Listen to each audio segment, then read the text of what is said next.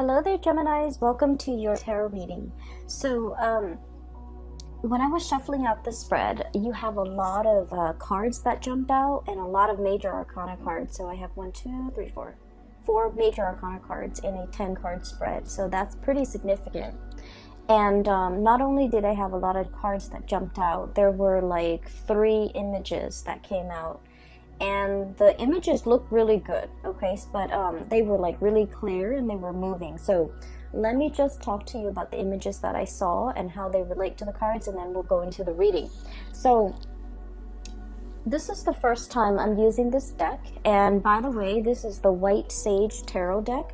The artist reached out to me, and I've included a link to her website where you can find a copy of this deck as well as other goodies that she has for sale.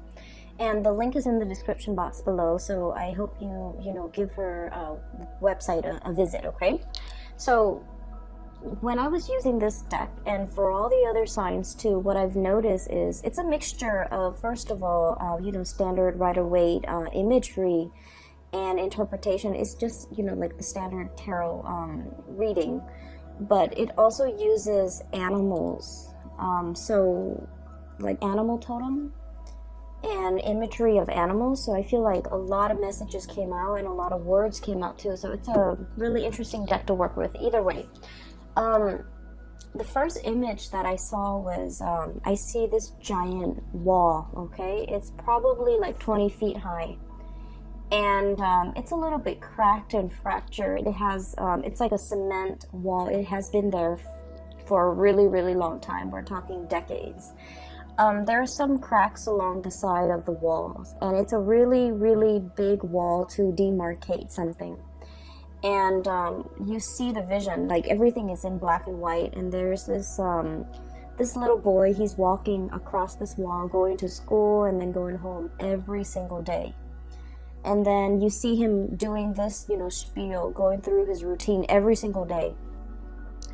And some days it would rain, some days it would be really hot, and there's like a crack in the wall, and the crack over time, it gets bigger and bigger and bigger. So the boy, when you first start to see him, he's like 5 or 6, just going to school. And then when he becomes a teenager, like around 12 or 13, he starts to notice that the crack is getting bigger. And it's gotten big to the point where he's able to look through the crack and see what's on the other side of the wall. And what he's seeing is his world is, black and white. It's like it's like almost like being colorblind, where you can't see the spectrum of the rainbow. Okay, so everything you see is very black and white, but once he's able to look through this hole in the wall, everything on the other side is colored. Okay, so you see like all the vivid colors, and what he sees in the distance is like rolling hills, orchards, and like a really big mansion in the distance. He wants to go there. He's definitely lured in by the colors, how abundant it is on the other side of that wall, and he wants to be there. And so, every day he tries to like make the crack bigger, but it's a cement wall, so it's pretty sturdy. And so he kind of let that dream go, to break down that wall. And so you see him as a teenager, and then he gets older and older. Now he's going to work, and he's passing through this crack in the wall every day. The cracks get bigger. The vines start to overgrow. Nature is starting to reclaim this wall. And then you see him as a young man, probably like 18, 19 years old. And he's looking at the vines that are growing on the wall, and he realizes, maybe I can climb up and get to the other side.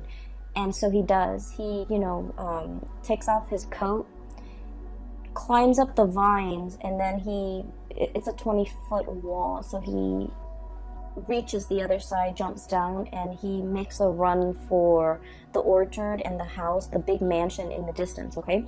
So right off the bat, what I'm seeing is, and I mentioned with the previous video as well, the one for the month of October, there's a lot of repetition. There's a lot of things going around in circles, right?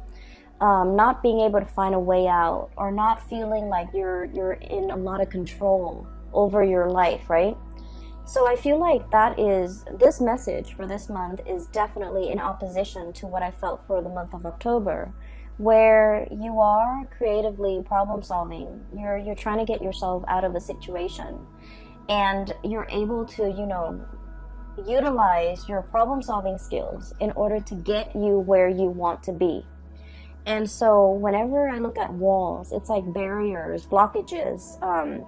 They can be physical blockages. They can be things that actually exist in the real world to prevent us from, to keep us in, but also keep things out, right? So it goes both ways. It's a double-edged sword. But I also feel like, they're metaphorically can be like self-limiting beliefs, okay? I really can't do that. I'm not good enough to do that. Or even situations where there has been distance, there has been a rift, or you can't really fathom how to get where you want to be because of these blockages that might be real, might be perceived, might be imaginary, that is standing between you and the object of what you are going for, okay? And time has a way of breaking down these walls, okay, as you see in this imagery, where it's like the passage of time, okay, realizing that we're in a situation that is not ideal, that is very routinized, that is very monotonous, like it's like a revolving door. And knowing and understanding that it's a revolving door and that we're wasting a lot of time. And so you're making a break for it, okay? You're utilizing your free will in order to change a situation. So not only is it just, overcoming obstacles, but I also feel creative problem solving. And it's like doing something very, very bold, very impulsive, but it works out, okay? It's something like very out of character is what I'm sensing. But in the end, it works out, okay? So that's the first message. And this message is, I feel like it's linked up here with the first three cards, okay? So let me talk to you about the cards. So we have the Devil.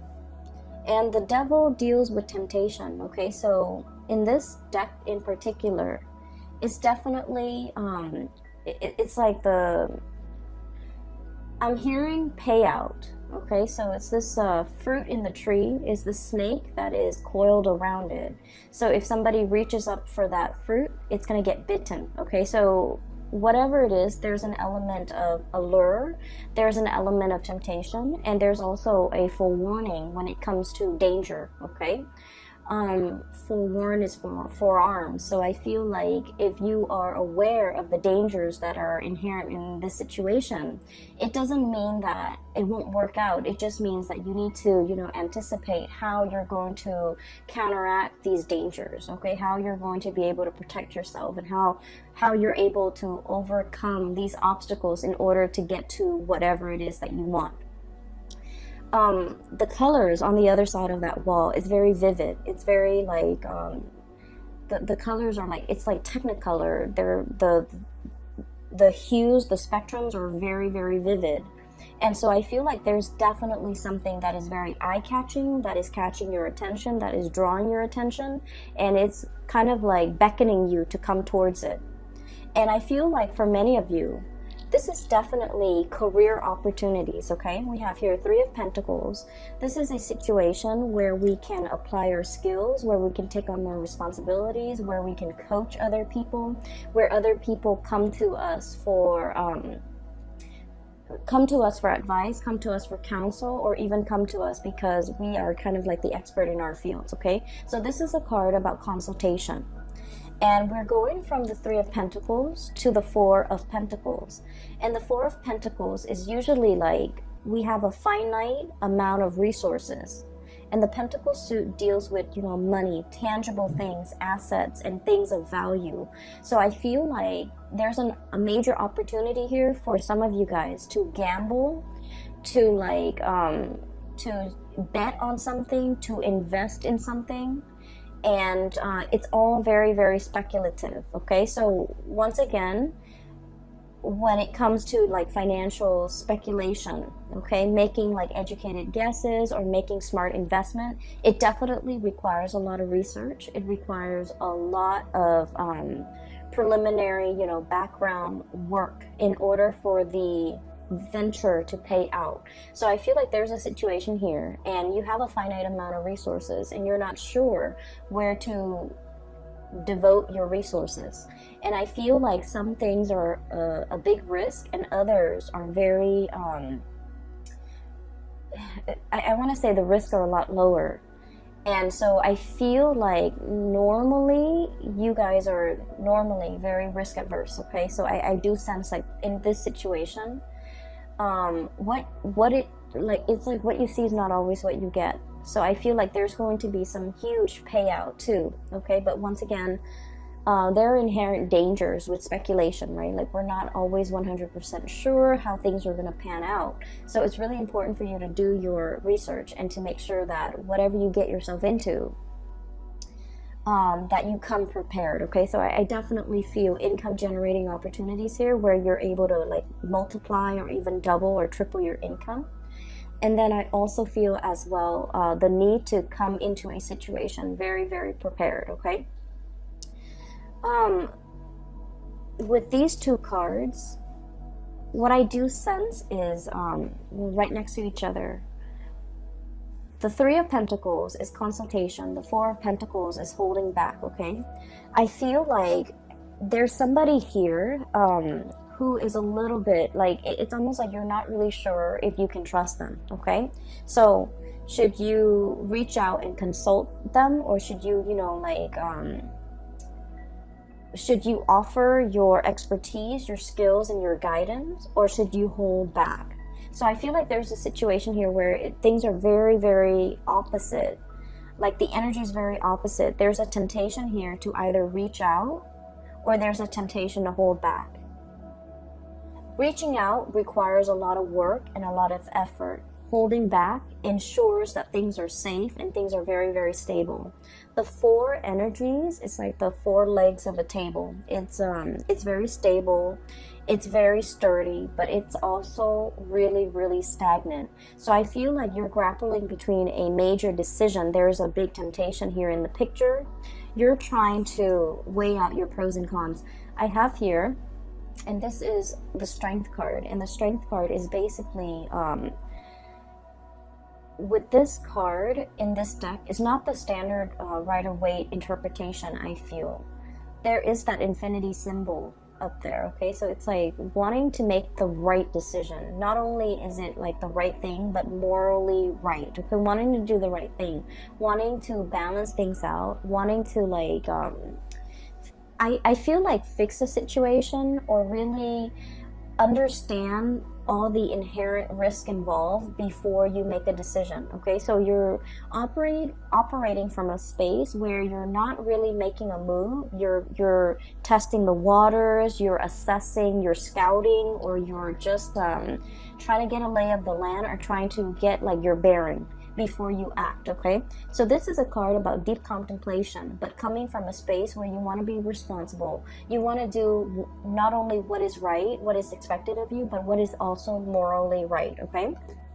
So I feel like there's a situation here where Three of Pentacles, consulting, reaching out, exchanging in ideas, and, you know, opening up that channel of communication. It seems to me like it could be very, very burdensome, okay? It seems like emotions and feelings and thoughts are wound up very, very tight. And there's something here that is so neatly packaged, okay? Is wound up really, really tight. It is very burdensome, and it's hard for you to know how to extract yourself from it. It's hard for you to know, where do I even begin to unravel it? Where do I even start? Where's the beginning, where's the middle, and where's the end? So I feel like there might have been, for some of you, a really, really complicated situation that you're trying to resolve. And you're not sure. It's like biting off more than we can chew, and then not knowing, you know, what to do, like spit it out or just, you know, swallow it. Like, I feel like it's a situation where it's like we've already gotten ourselves into it. We've already it's like too late to back out, but at the same time, it's more work to continue, like sunk cost. Okay, a lot has been invested in it, and there isn't an easy way out. There isn't also an easy way to drop it either. So I feel like you're in a situation where you feel like reaching out, consulting, trying to plan for this situation might be a little bit more trouble than it's worth. Okay, and then on the other hand, what I see is with this Four of Pentacles, holding on very, very tightly to things. Okay, all the sand dollars are sinking into the quicksand. Okay, so let me show you. Four of Pentacles.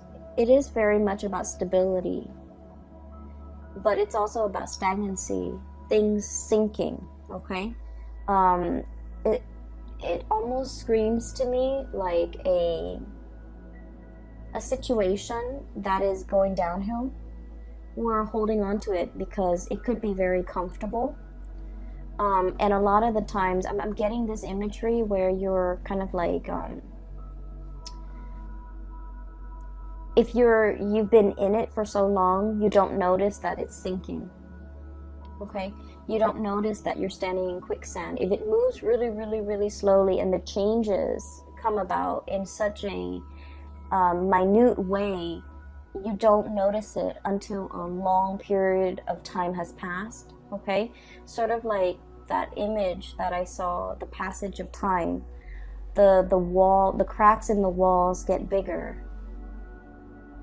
The vines start to overgrow, and like nature starts to reclaim itself. Like I feel like there's definitely something that is sinking and disappearing.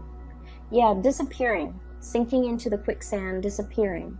And so the more that you put off, or the longer that you put off, the more it's going to disappear. And at the end of it, all you're going to get left is not these pentacles, but just, you know, the imprint in the sand. Okay, like a disappearing act. So I definitely feel you're conflicted about a decision, and you're conflicted excuse me, about a waiting too long, taking too long, and having something kind of disappear out of sight. Okay, what we have here is the Queen of Swords, and this could be your energy, Gemini, as an air sign. This is the card of Aquarius, Gemini, and Libra. Okay, when I first saw this card, the thing that really stood out is not so much the blue eyes, but the moon in the background, the crescent moon. Okay, it seems almost like an eclipse to me. So somebody in the interim, if we're taking our time, if we're taking too long, it indicates an eclipse situation where somebody might be eclipsed out of your life, where somebody might turn very, very icy and very, very cold and very distant, and they're kind of like on the move. Okay, this is very menacing. Usually this card, you know, it's not menacing, but in this deck it's almost like somebody who's on the prowl, somebody who's a predator, an energy that's very predatory, and an energy that's of somebody who is like you know, like almost like night vision. They have such strong insights, and they can see through. It's almost like having x-ray vision.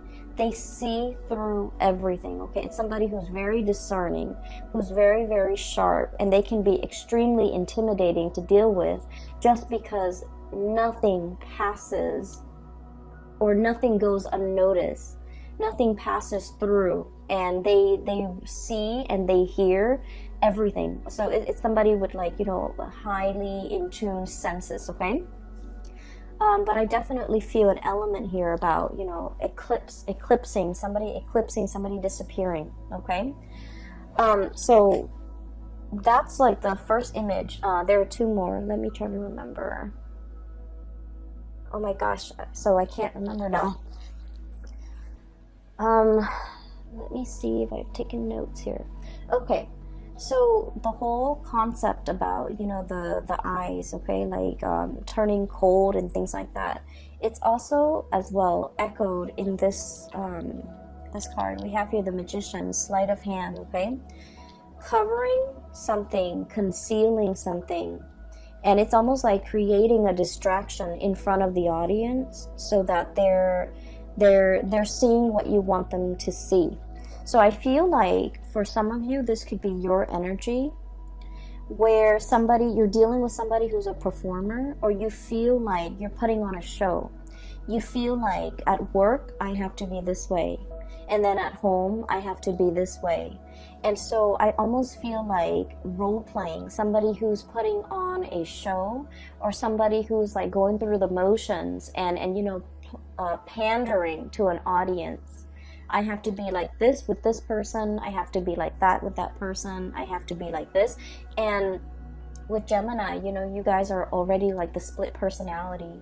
It is really, really important for you to realize who you are on the inside. So I feel like, wearing the mask and putting on a show and the whole concept about having to perform all the time, you might feel like you're constantly under scrutiny, okay?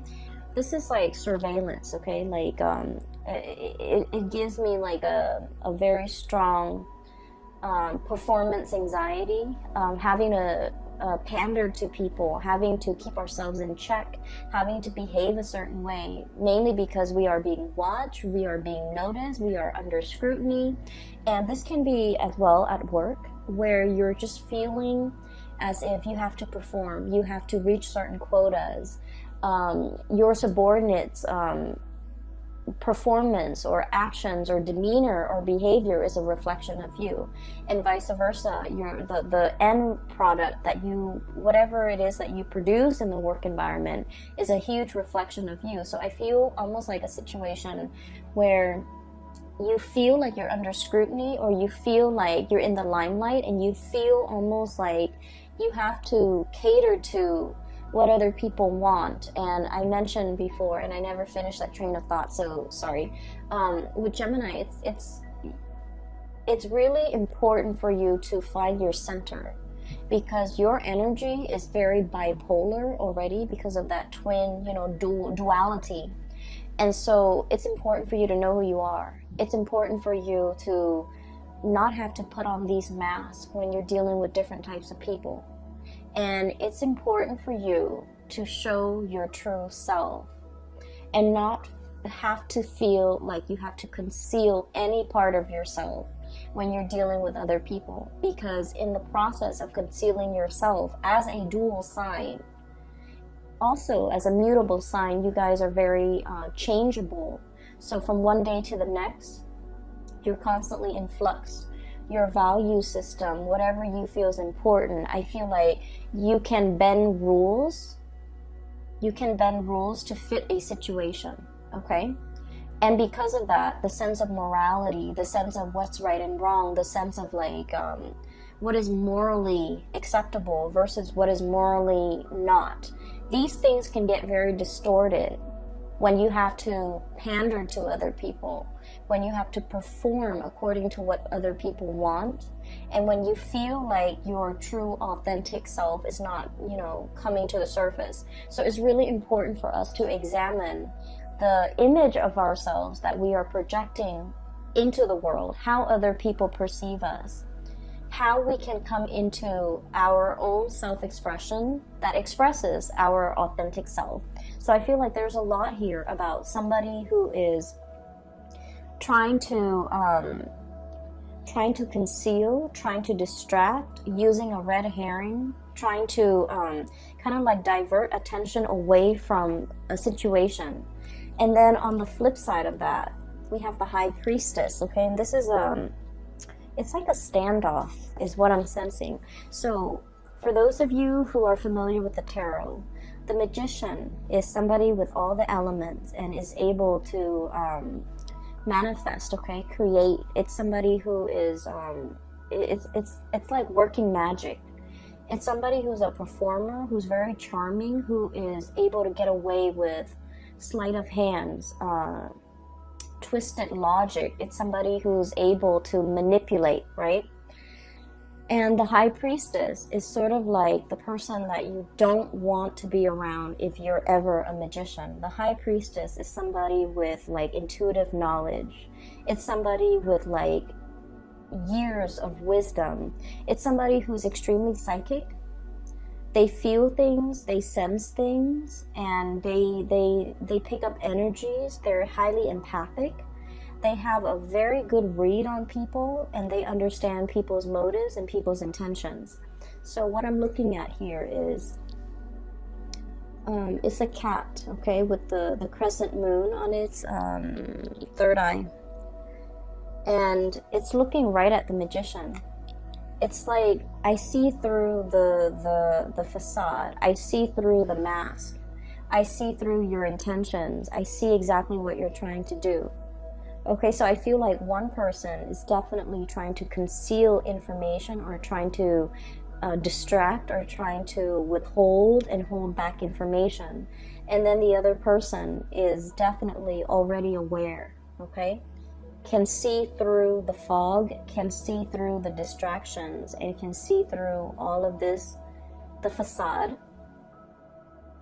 And so this can feel really uncomfortable, right? And that would explain why you feel like you're under scrutiny.